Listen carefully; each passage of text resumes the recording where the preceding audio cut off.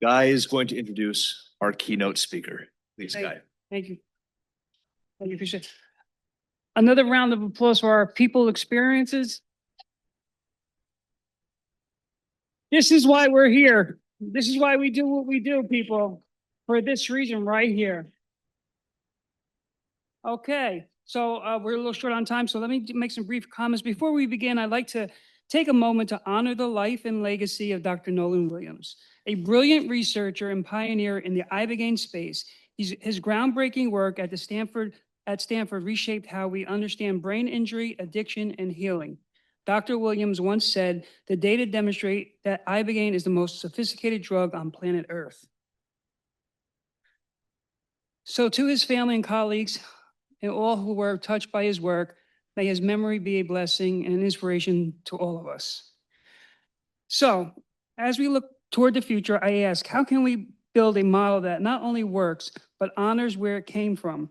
A model that bridges journey and policy, respects culture and science, and leverages the lessons of Texas and Kentucky to inform national reform. Because what Texas is doing matters. By funding research through publicly controlled framework, Texas 2308 has created guardrails that protect people while expanding access. It's a model that can and should inspire other states. Bryan has called Ibogaine the Manhattan Project of our time, and I agree. This is a focused, cooperative effort to address and potentially solve some of humanity's greatest crises: addiction, mental illness, and other brain maladies.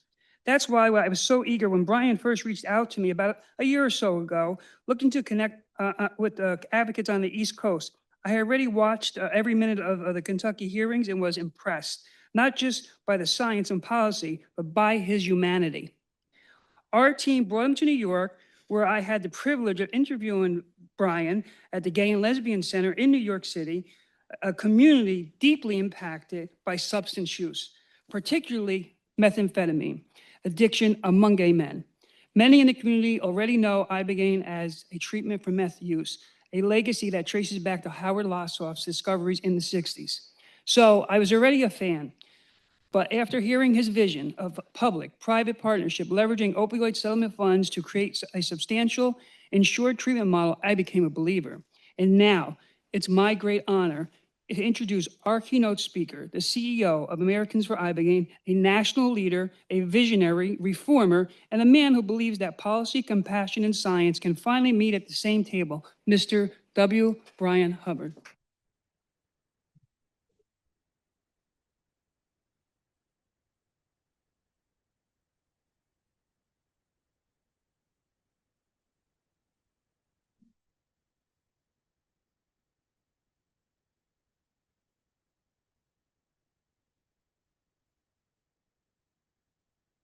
Put the pressure on to live up to one heck of an introduction, that's for sure. Thank you, Guy.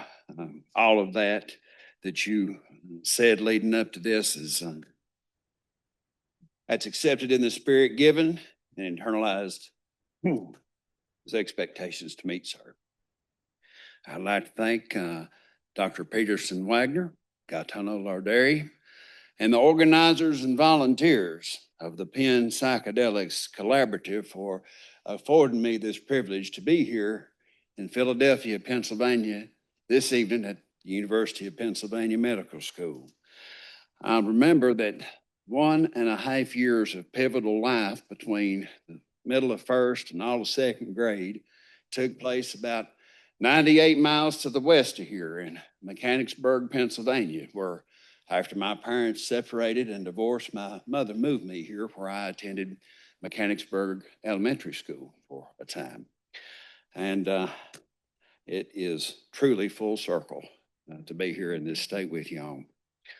Some of you have heard these remarks before, and for those that have, hope you will apologize what you will hear by repetition. And for those who are new to me and I to them, I want to begin by introducing myself as Bryan Hubbard, who was raised in the coal fields of Virginia. Virginia has 5 coal mining counties.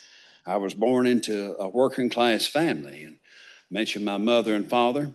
They married young, and like many young folks, thought their love was the answer to misery. And they promptly moved to the DC area, where my dad became a lineman for the telephone company. And by the time I came along, their relationship was coming to a fierce conclusion.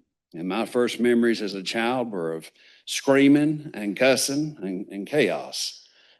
The community in which they were raised, in which I was born, was very much defined by the neo-feudal realities of the coal economy. And I was well blessed to have two grade school educated coal mining papaws, as I called them, who took great interest in me. And from the time I could remember understanding the English language, these beautiful gentlemen would have me come to their homes on weekends and over the summer, whenever there was a spare moment. And at some point before I would go home, they recognized that I was a very scared and frightened child. And each one of those men would, at some point before I was returned to the parent of the time, put me on their lap and look at me in the eye and say, "Papa loves you. Papa prays for you every day. More importantly, most importantly, God loves you. And if you will remember that, He's going to take care of you, and He's going to make sure that you achieve the unique and special purpose assigned to you in this life. No matter how bad it gets, no matter how dark it becomes, don't you ever forget what Papa's telling you, and it will see you through." If I had not had those lessons taught to me by those men, if I were alive at all, it is highly unlikely that I would be standing before you here now as I am, but more probable that I would be in some dark hole wondering what someone who has held jobs like I have had was going to do to come and pull me out of them. I had a very idealized education and was born in 1975, and my first political memories were of the America that was described as the shining city on the hill, where every day was morning in America, and we were only limited by the dreams of our ambition in terms of what we could achieve here. And coming up under the tutelage of elementary school teachers who were fabulous, but gave me a very idealized version of American history and civics, I had the mistaken belief that the very best thing that I could do to serve the shining city was to go to law school. And that was the first place that I came to learn that law is not a synonym for that which is just, right, or true. I then had a 16-year practice career, accidentally, representing Walmart, Tyson Foods, and Tennessee Valley Authority, exclusively statewide in Kentucky at the onset and explosion of the opioid epidemic, which began in southern Appalachia and spread out across the rest of the country. And it was during that practice career that I learned that law is often nothing other than a tool that is used to bind, torture, and kill the truth by the hand that pays for the power to hold it. Over the past 50 years, our society has experienced the mass dissolution of families and communities. We are who America's bicentennial children, those of us born close to the time of America's 200th birthday, are now turning 50 as the country begins to mark its 250th year. We are the first generational cohort of mass refugees from obliterated biological families. We are also the first generation to seek and build new families of choice founded on the salvation bond of unconditional affection among its members, who reject only the socialized, superficial separatisms of the skin suits into which we are born. Over the past 30 years,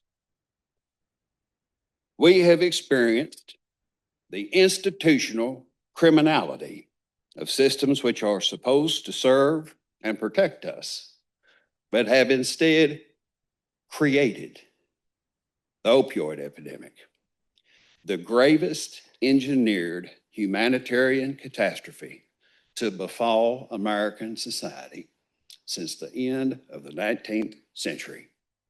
A catastrophe which began with the detonation of OxyContin in the southern Appalachia coalfields with the FDA's approval of that drug on December 14, 1995. The 2008 financial crisis, which forcibly dispossessed millions of us from the American dream, including 52% of all African American homeowners who lost their homes en masse. And we were sent the bill for their dispossession. And for this crime, not one responsible person spent the first day in jail. We then have COVID-19 and all of its calamitous consequences with which we are still coping. And deplorably, 24 years of unrelenting, unmerciful war, which have taken exponentially more service member lives here at home by suicide that have been lost on battlefields abroad. We lose 22 U.S. veterans a day to suicide, and over 140,000 have died since 2001. Over the last 10 years, the sum total paid for this criminality has been 1.5 million individual deaths to drug overdose, suicide, and alcohol-related disease, a casualty figure which exceeds the sum total of all U.S. soldiers killed in action since 1776 and the issuance of the Declaration we all know from this very city.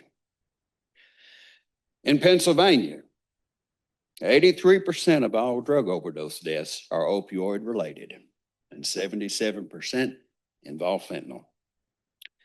In Philadelphia, 83% of drug overdose deaths involve fentanyl, and 80% involve fentanyl and a stimulant. You mentioned meth. The meth-fentanyl combination is the drug cocktail du jour of the street economy, and not by accident. One Pennsylvanian dies every 2 hours of a drug overdose. And right now, 102 counties in the United States have populations with life expectancies less than that of North Korea. Philadelphia County is one of them. At the center of misery stands the scythe of mass media mayhem produced by 6 multimedia monoliths controlling 90% of content while driving the algorithmic conquest of our sensibilities by goading us to desecrate each other through its kaleidoscope of fabricated hatreds, because they know the dividend of division is control. We are in an existential struggle for the survival of this country. We are the inheritors of the most beautifully dynamic multicultural society to have ever existed in human history. And this room is a snapshot of its beauty. Despite all our material wealth and technological prowess, we are living in a brutally dehumanizing era that is hostile to individual identity.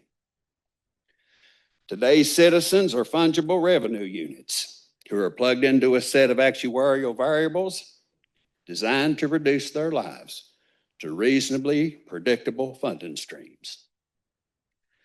Massive government systems have enthroned themselves on the helplessness of powerless people.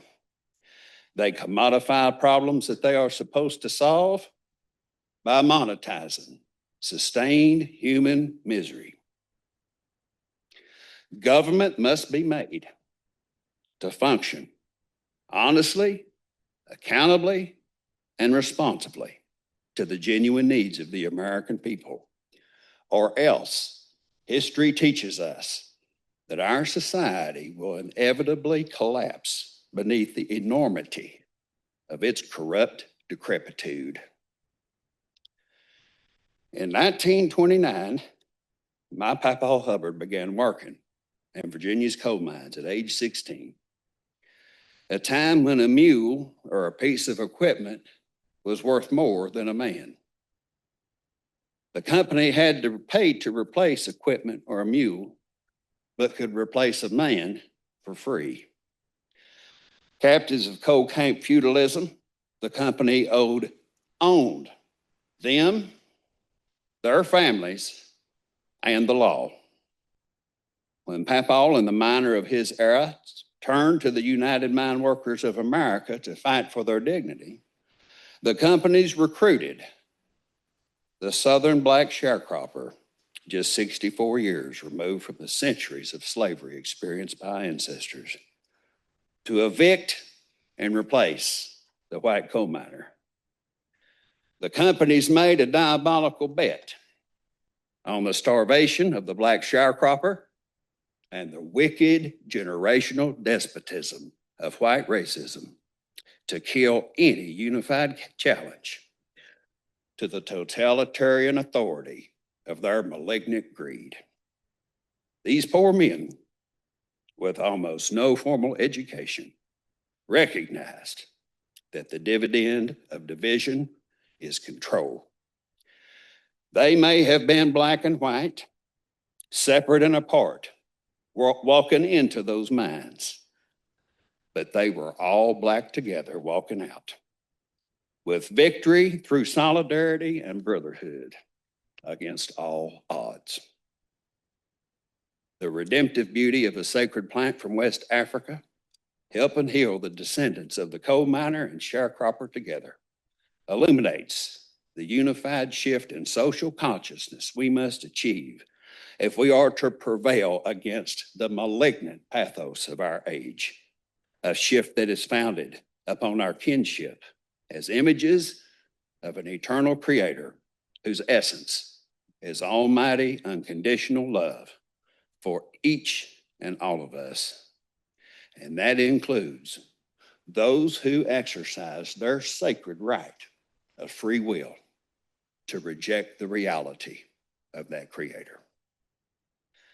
Having recognized that the heart of trauma and addiction is profound spiritual affliction, mighty Texas has committed $50 million in general state funds to develop Ibogaine.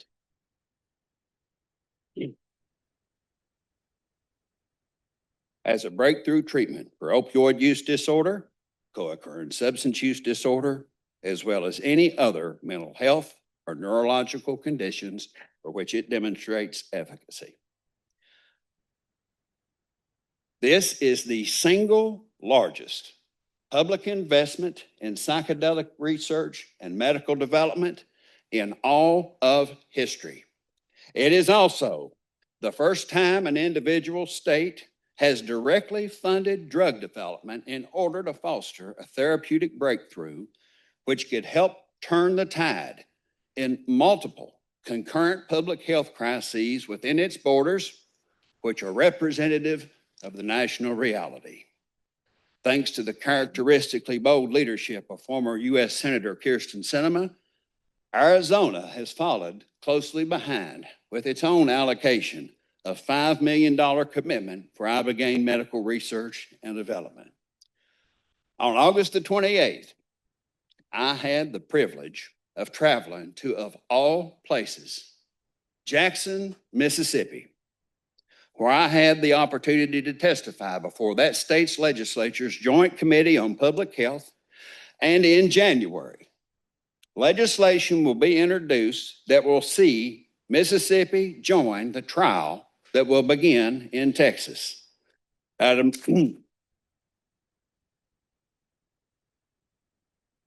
Governor Perry, myself, and our team at Americans for Ibogaine are watching and hope to shepherd the introduction of legislation in 2026, Michigan, Missouri, New Hampshire, Vermont, Idaho, Louisiana, Oklahoma, Tennessee, South Carolina, Alabama, Maryland, and last but not least, Kentucky. And if you're counting, that's 12 in 2026.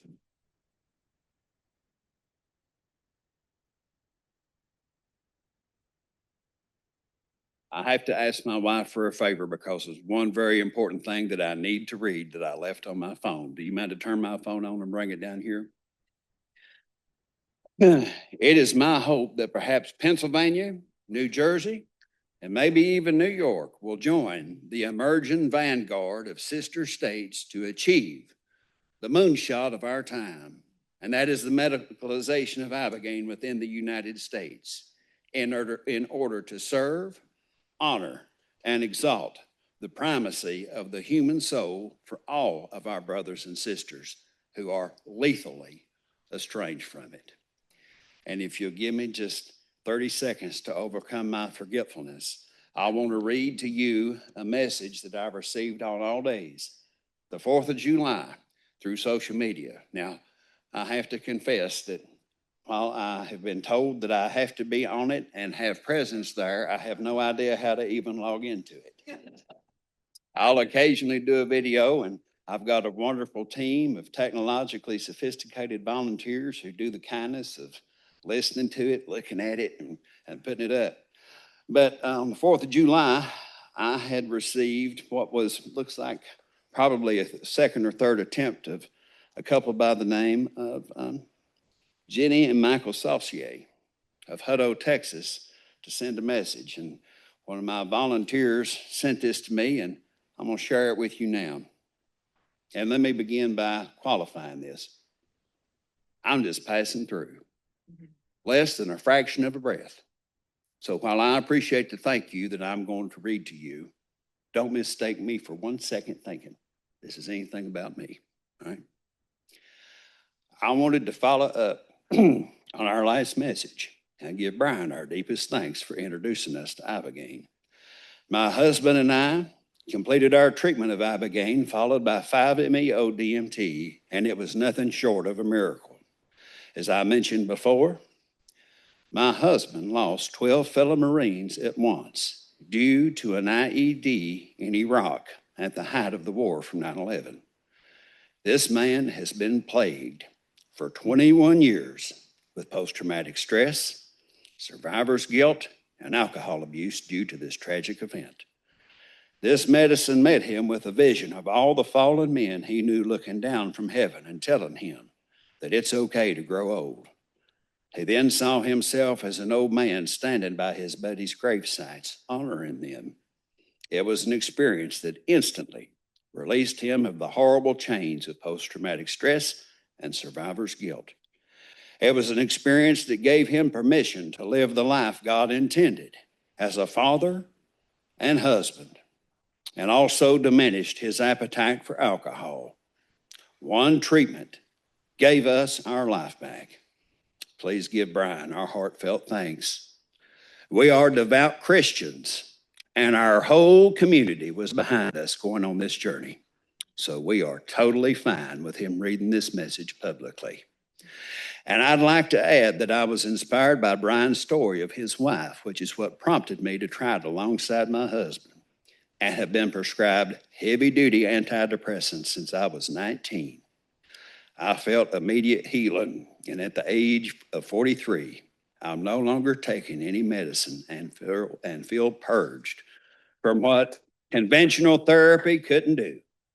Ibogaine acted like the windshield wipers, clearing the debris that was blocking us from viewing so that we could finally see where we were going. Praise God for you and all of everyone involved in this mission that will hopefully change the lives of millions.